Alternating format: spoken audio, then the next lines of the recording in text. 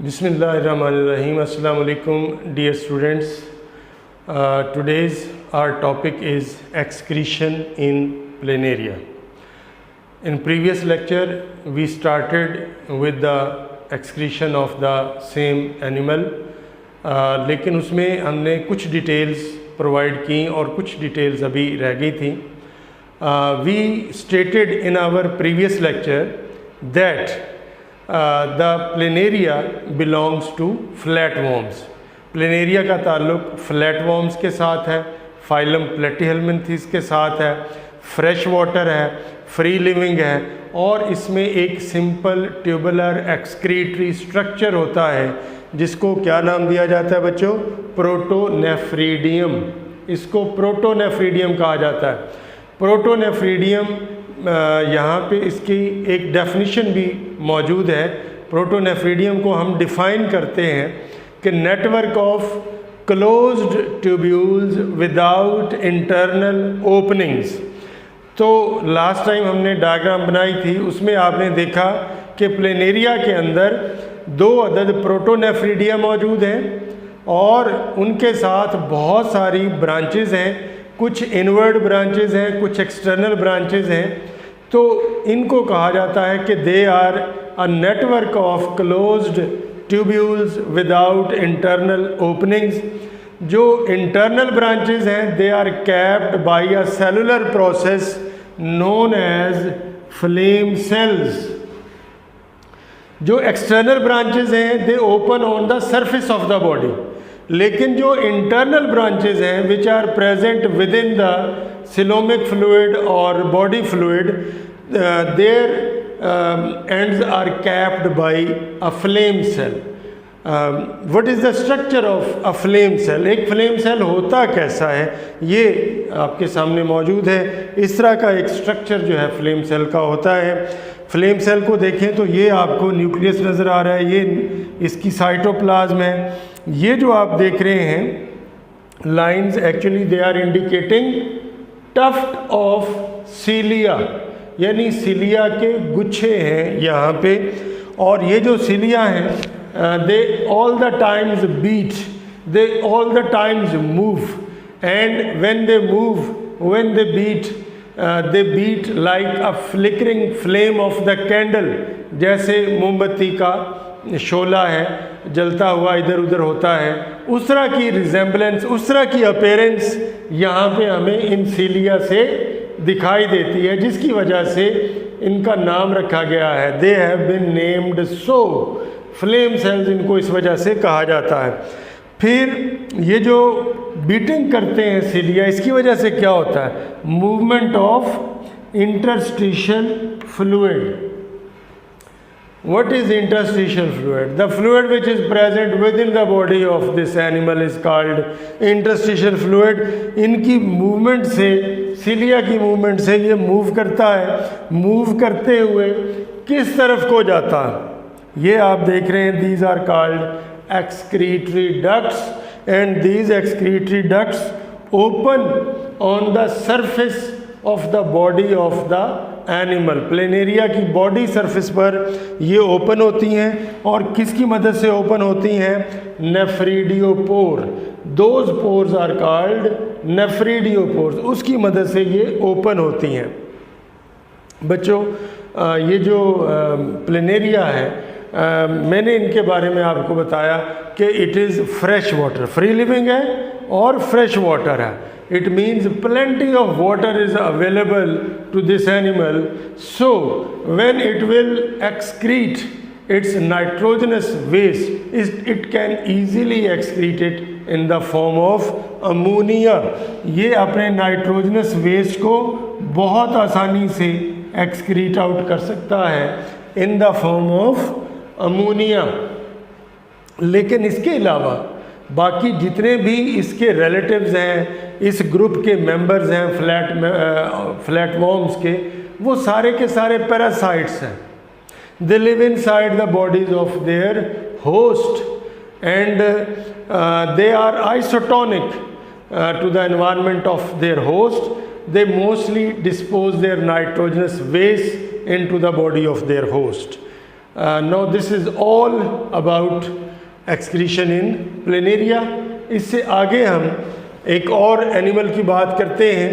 Excretion के हवाले से एक और रिप्रेजेंटेटिव एनिमल है और वो क्या है, excretion in earthworm.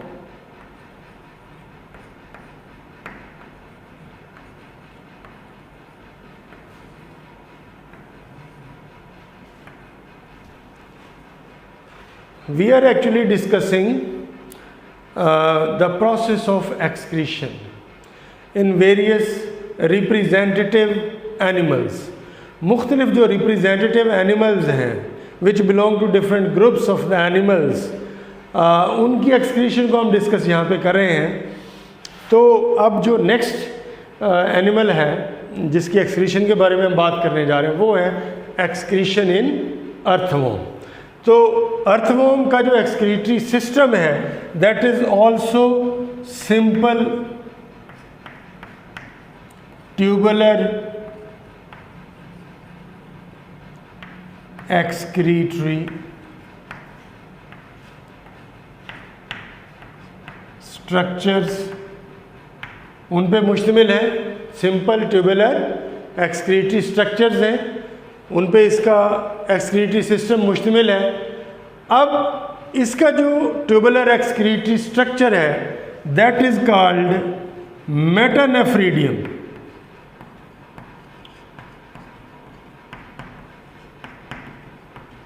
Recall that in planaria we said that the simple tubular excretory structures are called protonephridium. वहाँ पे इसी तरह का सिंपल ट्यूबुलर एक्सक्रीटरी स्ट्रक्चर है लेकिन वहाँ पे उसका नाम क्या, प्रोटोनेफ्रीडियम। बिल्कुल वैसा ही एक सिंपल ट्यूबुलर एक्सक्रीटरी स्ट्रक्चर यहाँ पर भी मौजूद है लेकिन यहाँ पे इसका नाम है मेटानेफ्रीडियम। और ये जो अर्थवॉर्म है बच्चों, ये फाइलम एनिलिडा से बिलोंग करता है और जो फाइलम एनिलिडा के ऑर्गेनिजम्स हैं, एनिमल्स हैं, they are metamerically segmented।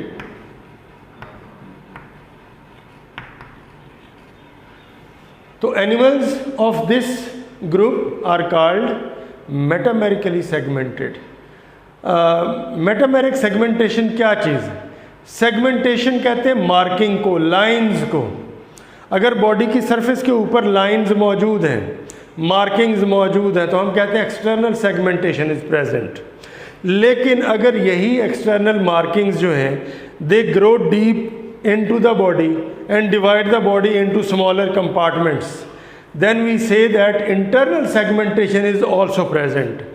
और अगर किसी एनिमल में एक्सटर्नल सेगमेंटेशन भी हो और इंटरनल सेगमेंटेशन भी मौजूद हो जिसकी वजह से बॉडी छोटे छोटे कंपार्टमेंट्स में डिवाइड हो जाए, तो ऐसी सेगमेंटेशन को कहते हैं मेटामेरिक सेगमेंटेशन।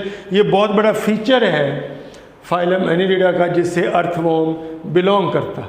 हमने अभी बात की कि इसका सिंपल ट्यूबुलर एक्सक्रीटरी स्ट्रक्चर मेटानेफ्रीडियम कहलाता है, प्लूरल इसका होगा मेटानेफ्रीडिया। तो चूंकि इसकी बॉडी सेगमेंटेड है, छोटे छोटे सेगमेंट्स पर मुश्तमिल है, तो each segment of earthworm contains a pair of metanephridia.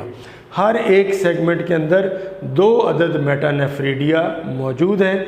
यहाँ पे हम देखते हैं कि एक मेटानेफ्रीडियम किस तरह का होता है। ज़ाहिर है जिस तरह का एक मेटानेफ्रीडियम होगा उसी तरह से दूसरा भी होगा। तो एक बात यहाँ पे ज़रा क्लियर कर लें कि जो मेटानेफ्रीडियम का बिगिनिंग पॉइंट है वो अपने से आगे वाला जो सेगमेंट है वहाँ से स्टार्ट होता है। तो वो ज़रा यहाँ पे आप देखें तो आपको उम्मीद है क्लियर हो जाएगी बात। फॉर एग्ज़ाम्पल ये है जी मेटानेफ्रीडियम का स्टार्टिंग पॉइंट है और ये स्टार्ट हो रहा है और ये जो है आगे इसका ये ट्यूबुलर स्ट्रक्चर है, सिंपल ट्यूबुलर स्ट्रक्चर है। और ये सिंपल ट्यूबुलर स्ट्रक्चर जो है ये हाईली कॉइल्ड है।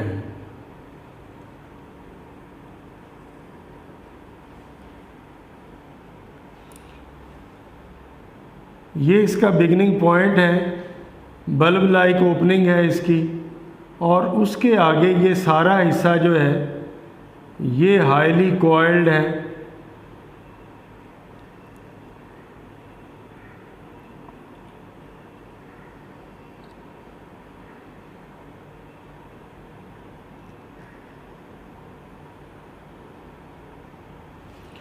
और ये जो एंड वाला इसका हाईली कॉइल्ड स्ट्रक्चर है, it is also surrounded with a network of blood capillaries.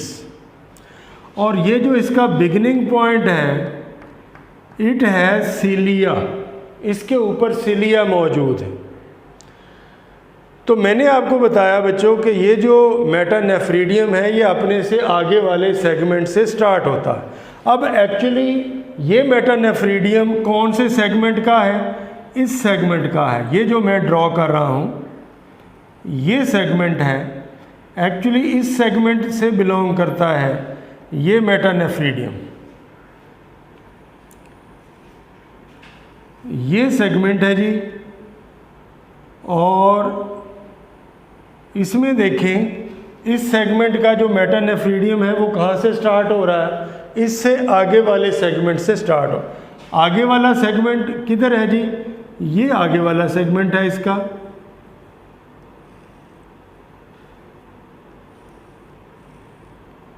ये आगे वाला सेगमेंट है,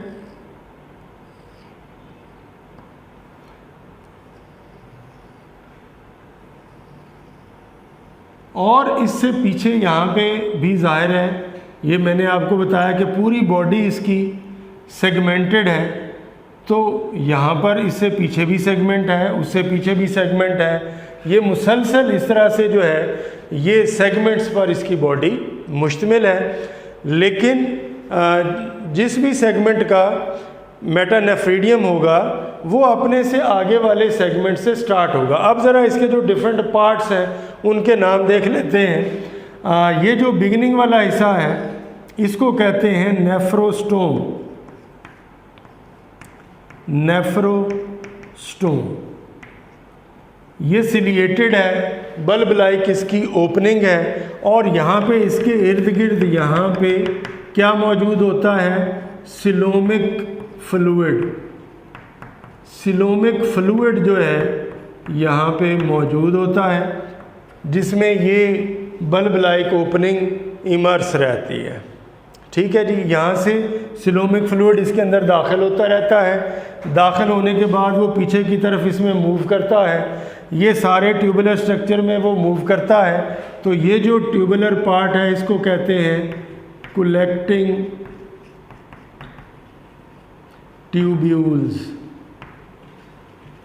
ये कलेक्टिंग ट्यूब्यूल्स हैं और इनके ऊपर नेटवर्क ऑफ कैपिलरीज मौजूद है। Network of capillaries. फिर जब ये आखिरी हिस्सा इसका आता है तो ये थोड़ा ब्रॉडर हो जाता है। इस हिस्से को कहते हैं ब्लैडर।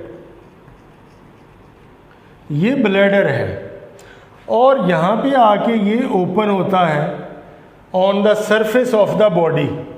इस हिस्से को कहा जाता है नेफ्रीडियोपोर।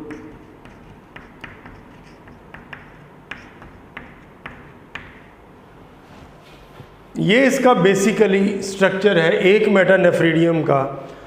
तो इसमें आप देखें कि यहाँ पे सिलोमिक फ्लूइड एंटर होता रहता है, पीछे की तरफ मूव करता रहता है।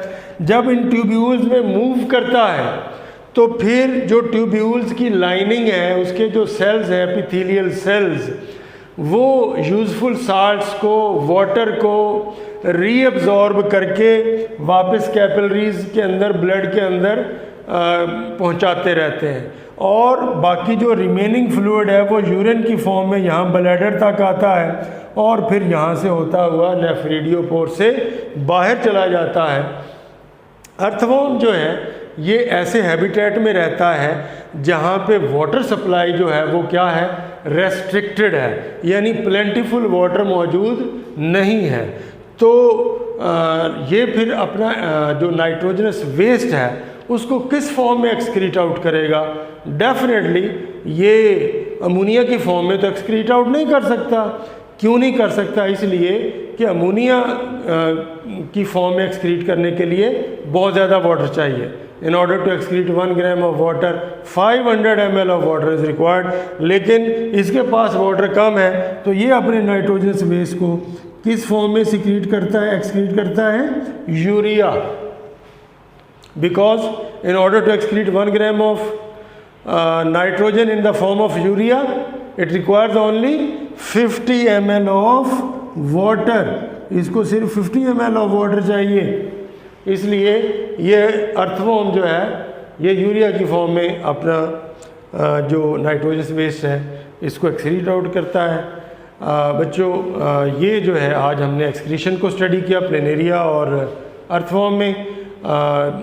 यहाँ तक जो है आज इसको हम कंक्लूड करते हैं। थैंक यू, अल्लाह हाफिज़।